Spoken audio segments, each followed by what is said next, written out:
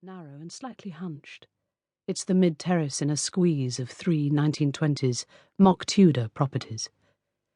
There are 2 windows on each of the 3 stories, every one crisscrossed with lead squares, making the house seem short-sighted and elderly. The front door is chunky and panelled. Its black paint is peeling away in plastic sharp shards. Ian's new slate sign hangs next to it, inscribed in white enamel, "The Place."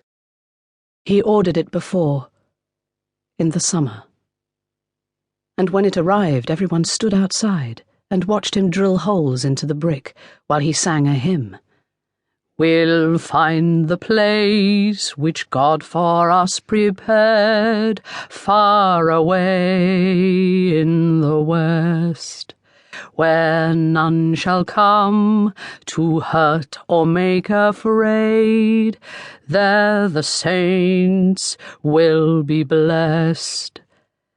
The sign is a half-serious joke. "This is the place," Ian says, as he reverses the car onto the drive. The same words the prophet Brigham Young is supposed to have uttered on entering the Salt Lake Valley with the Mormon pioneers. The sign makes Ian happy. He grins as he passes it. Claire used to think stripping the front door and painting it red would make her happy. She heads in the direction of the beach. It feels strange to be outside and expose her waxy skin to the weather for the first time in weeks. She keeps going and eventually reaches the undulating road that divides the marsh. The road was built on rubbish, purportedly hardcore, but contractors fly-tipped uncompacted household waste into the open cavity during its construction. As the waste settled, the road sank and crested, and it waves through the marsh like a tarmac sea. Claire has always called it the bumpy road.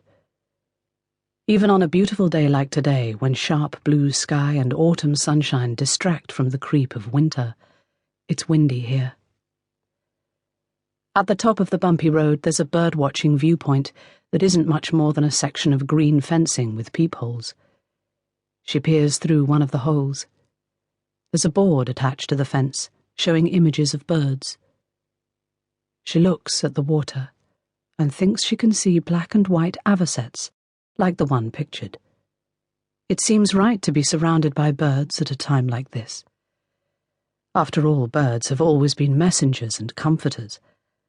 A dove helped Noah determine the end of the flood, and a raven took care of Elijah in the desert. She thinks about the selfless swallow in The Happy Prince, and the nightingale that sacrificed itself in order to create a red rose.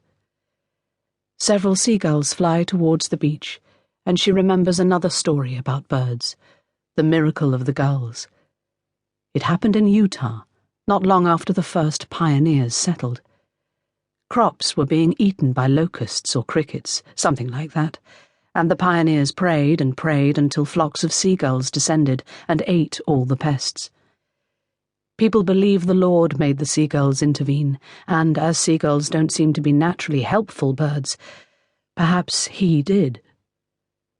She follows the seagulls and crosses the coastal road to the car park at the edge of the beach.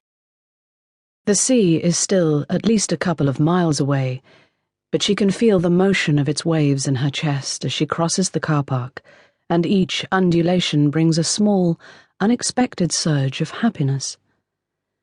Overhead, a swarm of starlings begins a red arrow swoop. They whip through the sky like feathery fireworks, and as she stops to watch, a swell of emotion breaks in her chest and trickles from her eyes. She walks past a couple of cars that probably belong to the dog walkers on the track ahead, and an elderly couple in a camper van drinking from thermos flasks. She follows a slight incline to the sand-winning track. There's a bright, new warning sign at the gateway.